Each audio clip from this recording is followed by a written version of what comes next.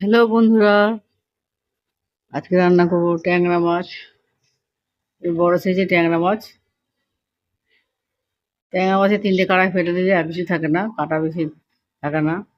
3টে কাঁটা যদি ফেলে দিতে রান্না করতে পারেন, ট্যাংরা মাছ কিন্তু খেতে খুব দুর্দান্ত। প্রথমে আমি হলুদ আর লঙ্কা নুন দিয়ে মিশিয়ে নিচ্ছি, ভালো করে কেটে নিয়েছিলাম। ট্যাংরা মাছ কারা কারা খান আপনি কমেন্টে বলতে পারেন। এই ট্যাংরা মাছ কীভাবে রান্না করছি আজকে দেখুন। প্রথমে সরষের তেল দিয়ে দিলাম। আমরা যদি সাদা তেল দিয়ে রান্না করতে চান, সাদা তেল দিয়ে রান্না করতে পারেন। সরষের তেল দিয়ে তবে মাছের স্বাদটা ভালো লাগে আমার মনে হয়। সরষের তেলে যে কোনো মাছ রান্না করতে হলে খুবই ভালো লাগে, সুস্বাদু লাগে। ট্যাংরা মাছগুলো একটু কড়া করে ভেজে নিয়েছি, এপিট ওপিট করে ভেজে নিচ্ছি। 1 কিলো ট্যাংরা মাছ একবারে ভাজা যায় না, বারে বারে নিয়ে ভাজছি। এক পিঠটা দিয়ে হয়ে গেছে, আমি অপর পিঠটা উল্টে দিয়েছি। এই মাছগুলো প্রথমে মাছগুলো তুলে দিলাম, পরে আবার দ্বিতীয়বারে মাছগুলো দ্বিতীয় যে কটা মাছ ছিল মাছ দিয়ে আমি ভেজে দিচ্ছি। এই মাছের ট্যাংরা মাছ অনেক রকম হয়, ছোটো ছোটো সাইজ, বড় সাইজ, বিভিন্ন রকম সাইজ হয়। এই ট্যাংরা মাছের সাইজটা একটু বড় সাইজের।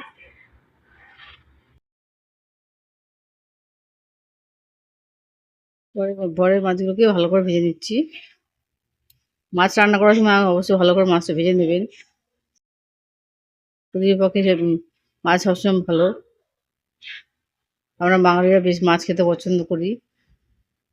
এই মাছে আমি চাষি আমরা, এই জন্য বিভিন্ন রকম মাছ ঘুরিয়ে ফিরিয়ে রান্না করে খেয়ে থাকি।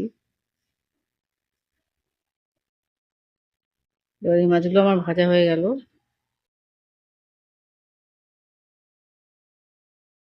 এবার আমি পেঁয়াজ দিয়ে রান্না করি, মাছটা পেঁয়াজ দিয়ে রান্না করে দেখাবো আজকে। ট্যাংরা মাছ বিভিন্নভাবে রান্না করে হয়ে থাকে। পেঁয়াজ দিয়ে, কাঁচা লঙ্কা দিয়ে রান্না করতে পারেন, বা পেঁয়াজ দিয়ে লঙ্কা গুঁড়ো দিয়েও রান্না করতে পারেন।